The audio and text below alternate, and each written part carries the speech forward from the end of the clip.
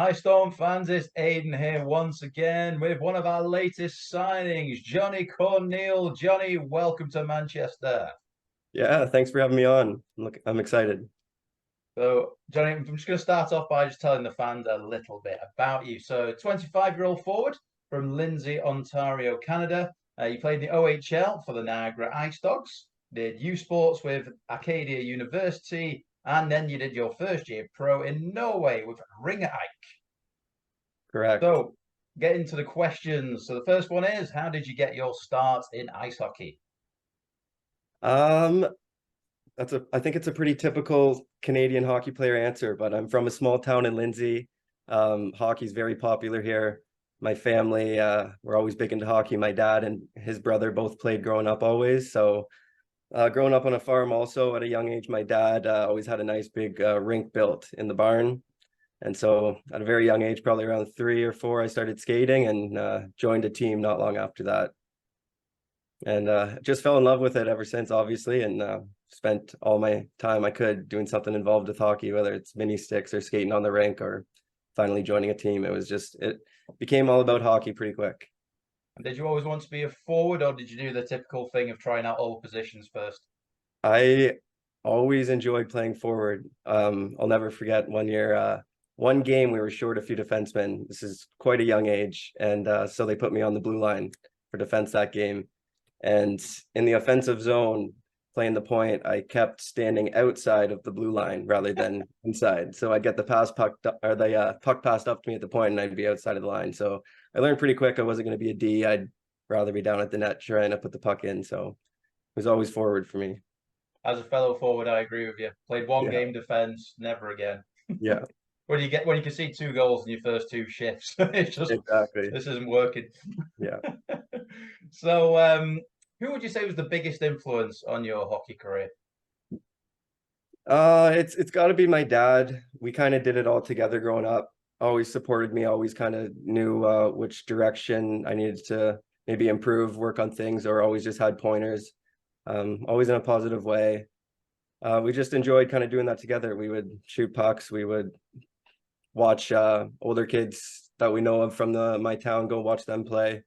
It was just like I said, something we did together, and he always played growing up as well, and he loves the game, and so he passed that on to me pretty quick. And after was is it midget hockey that you did when you were Yes. a kid? Yeah, and after midget, you got drafted into the OHL. Tell us about that. Yes. Yes. I was a fourth round pick to the Niagara Ice Dogs out of my team here in Lindsay. Um, as a fourth round pick, it's not too common to make that team as a 16-year-old, but they had a lot of guys moving on from the year before, and there was kind of some spots to fight for. And so obviously I spent that summer really wanting to make that team come September, and just put a lot of work in, didn't kind of stress too much about it, just kind of expected myself to be there. And luckily they kept me and I joined the team that year. And it was a real learning experience. I didn't play the first 19 games of the season. Just practiced with the team, traveled with the team, did video, and the coach really wanted me to learn the junior hockey game and their style of play. So first year was a lot. It was just a big introduction to the league and a faster pace of hockey. And I would say it in the long run, I was fine with it. I got a much better understanding of a junior caliber level of hockey and how to play responsible defensively, not to do too much offensively. And it was just a good experience all in all. And obviously, I spent the next 4 years there as well. I spent my whole 5 years there, and nothing but good things throughout those 5 years. I'm guessing you had to move there when you were 16 as well. Because I did look up the distance between Lynn. I know you said it was your local team, but local, I think it was about a 42-hour drive between Lindsay and Niagara. So, what was it Oh, like after just kind of sorry, moving I at a young meant I was age? I was drafted to Niagara from my local team here. Right. Um, but no, it was only about 2 hours away, 2.5 hours. So I Yeah, had to Google move Maps there, will lie yeah, to of you. course. Had a billet family. Oh, okay, Um, so it's okay then. yeah, no, I had a great billet family and also lived with two other first years on the team, and we became obviously really close real quick. After 5 years, I'm guessing it's like second home to you. Exactly, sure was. And obviously, I noticed, like looking at your stats, so, you know, you didn't score much your first couple of years, but then you took a really big step in year three, getting a lot more points than your first 2 years combined. What was the difference? Like I touched on, my first couple years, I didn't quite get that opportunity to get put the points up or even kind of play. I just kind of played that third, fourth line role and really got my coach's trust to keep me in the lineup. We carried a lot of extra forwards those first couple years, so we were in and out a bit. And I just wanted to stay in, and we were all kind of rotating through that third, fourth line, bringing some grit to the game, but also not or being accountable, not getting scored on going out there. So I took pride in that and really kind of learned the game. And that's how first 2 years just went by, quick like that. And then come my third year, all of a sudden you're a player in the league and you're actually counted to step up and contribute to the team. And also you get the chances. I'm now playing out of the third and fourth line. You get your shot in the top six and things just start to click. You build confidence. Now you realize you can play there, you can score here. And that kind of just continued on. The more success I would have individually, the more that continued to grow, and all because of the confidence that comes with that. And it seems like each year, my last few years, I had a few line mates that I played with from start to finish, and we really seemed to gel together well, and we just counted on each other. We knew if we played the way we wanted to, we could be successful. So most nights were a lot of fun just to get out there and see what we could do. I mean, I noticed in your last couple of years you joined the leadership group, so you went for assistant captain in year four to captain of the team in year five. So tell us about what were the qualities that kind of got you into that role and like how you enjoyed that.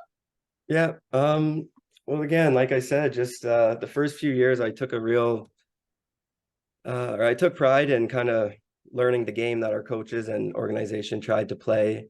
And I think by that third, fourth year, the coaches knew that and had that trust in me, with new kids coming in. Again, my fourth and fifth year, we had a really young team again. So a lot of young players, new players. And I just think I've been there now 4 years, 5 years. I know the program. I know how they want to succeed. I know the habits and routine, and just kind of knew the way things worked there. And I had great captains my few years leading up before that, and they're just great with the young guys, always helpful, but they showed you the way, and the way to be successful, the way to treat each day. And so I didn't have to change much. I just continued doing the same things, obviously, and now I just had some younger guys looking over my shoulder and trying to show them that way as well.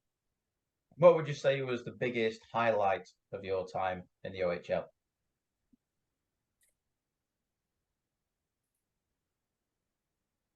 My third year, we lost in the finals to the London Knights.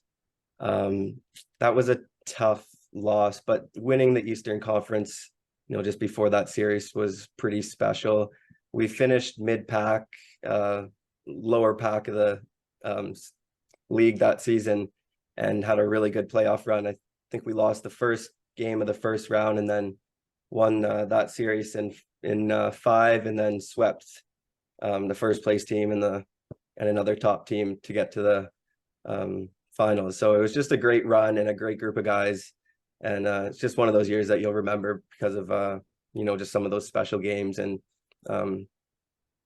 it was just fun to throw the gloves. You haven't done something like that, winning the Eastern Conference. I know or not throw the gloves, but get a trophy, because that's something you hadn't done in a long time. It's tough to do in major junior hockey. So that was special, and I'll remember that. And then after you finished your stint in the OHL, you went to university. So you went to Acadia, joined the USports League. Was that always the plan, to go to university after junior? It wasn't always the plan, no.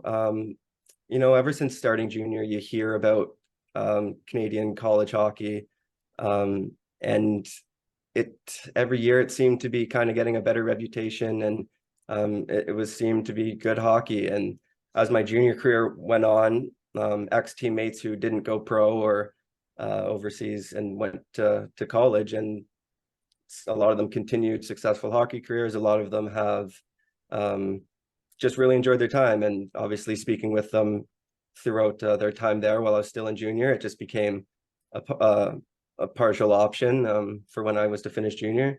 And really in my last year in Niagara, it became more of a reality that that's a very good option. And you hear people, discuss why it's valuable just to go, get your education while you can. And, hockey will be there. And on top of that, now that the hockey's pretty damn good and there's a high compete level, and if you want to move on, there's certainly ways you can move on from that if that's what you want to do.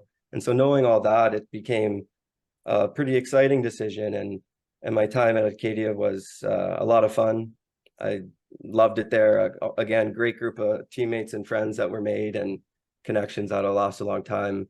The only thing that was too bad is just a couple years kind of taken away with COVID, where everybody's had disruptions then, especially in the hockey world as well. But we had one full season completely taken away, and then half of my last year as well, which was too bad. We didn't play the first half of the season, so that was tough.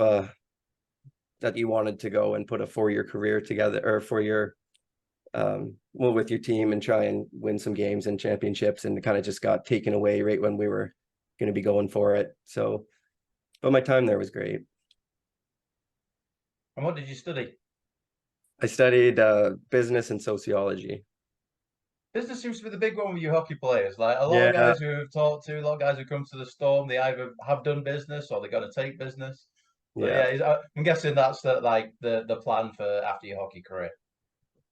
Yeah, it's tough to say. I'm pretty open. I want to give my hockey a shot here, and I could see myself going in a few different directions when that's done. There's real no plan for when that hockey finish comes. And obviously, after you finish university, you went pro. But rather than most guys in North America stay in North America, they go to the ECHL. You went to Norway. What led to you going to Norway?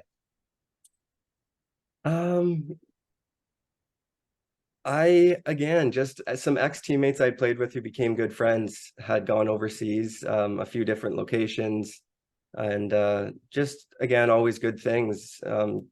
Always said good things. Growing up as a kid, Europe was talked about a lot around my town. There's a lot of my dad's friends who had played in Europe for 10, 20 years.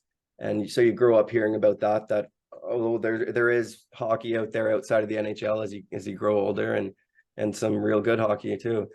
So that's always been in my mind that I could get overseas and play some hockey. And Norway, that was strictly, I finished school last spring, and just kind of not sure what was to come up for the season coming up.